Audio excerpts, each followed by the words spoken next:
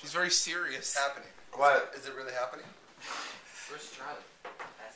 Troy's coming. Oh, wait, where's the thing? I heard it's happening. Just yet. Turn those lights off. Angle. I don't have to. More light. Turn the light off, Charlie. More light. Too much light. Oh, wait, more light. Other. Less light. More light. A little more. Do we have a black light? A little less. A little more. No, why is this so More, dark? we said more, obviously. Oh, turn the outside light. There we go. That's a spotlight. More light. That's great.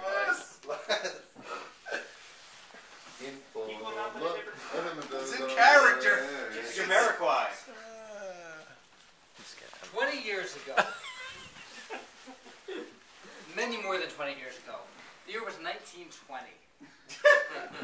My grandfather loved to bet on horses. He would bet on them wherever he could.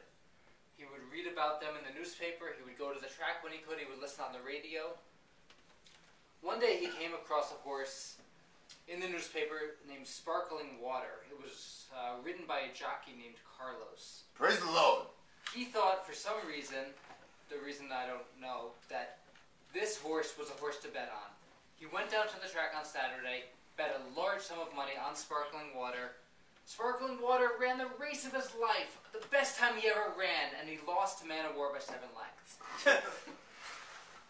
Fuck horses! Fuck horses! Fuck horses! Fuck horses! My grandfather would say, fuck horses! Fuck horses! It became a sort of constant refrain of his. Fuck horses! Fuck horses!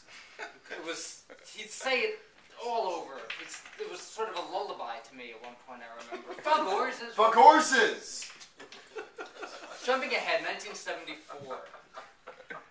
My father knew this story, didn't really bet on horses very often, but did like sports. One day in the newspaper came across a horse named Sparkling Water ridden by a jockey named Carlos. This is very strange, he thought. This is some sort of sign, some sort of signal that I need to bet a large amount of money on Sparkling Water. He did. Sparkling Water again ran the race of his life, again ridden by a jockey named Carlos, and lost to Secretariat by 4 lengths. I've been practicing this speech for weeks now, maybe even months, saying, fuck horses! Fuck horses! In the movie theater. Fuck horses! I Fuck said horses! to my dentist. One day I was walking down the street. Fuck horses, I said. Fuck horses! I really felt like I was getting the tone of the speech just right. Fuck horses! Fuck horses! And I realized I was passing a horse farm. Oh, I should stop, I thought. What you say, boy? I heard from across the farm. It was a big, brutish looking horse. He came over to me. I'm sorry, sir. I wasn't talking about you. I was talking about a horse named Sparkling Water. My name's Sparkling Water! He yelled. He was spitting in my face. I'm sorry, sir, but then I had an idea. As we all know, the only way to soothe a wild, perhaps drunk horse is to interview that horse and to record the interview. So I said, Mr. Sparkling Water, can I interview you? Is it going to be recorded? He yelled in my face. Absolutely, absolutely. So what I have here is the audio of my interview with the horse Sparkling Water after he essentially heard this speech.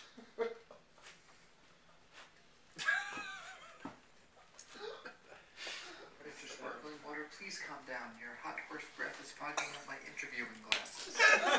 But just for the record, how do you feel? I'm livid. I'm fucking livid. Fucking bullshit.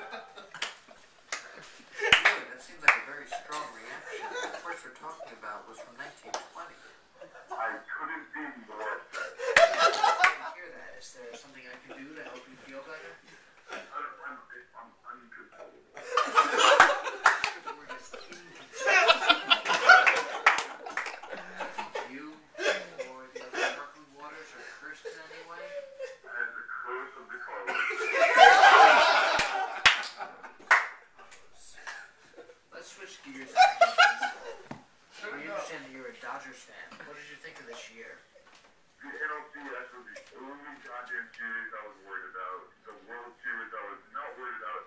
That seems like an odd thing to say, considering that the team that beat you lost in the World Series. Billingsley. There's a pitcher on the Dodgers. What do you think about the Dodgers' chances next year? My team is gonna suck the next 3 fucking years. That's not true. You have some good players. Billingsley. Well, what do you think of this interview? Well, I'm sorry you feel that way. Is there anything else you'd like to say before we end? Fuck you. Fuck you. How about some music?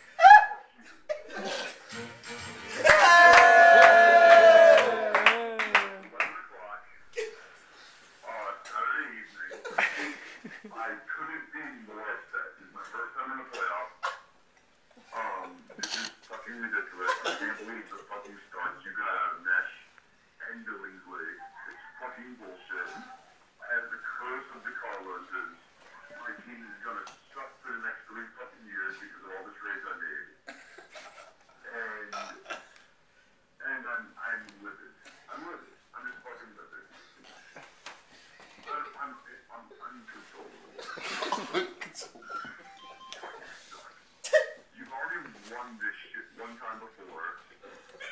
The NLCS was the only goddamn series I was worried about. The World Series I was not worried about. It fucking sucks. Fuck you. Fuck you.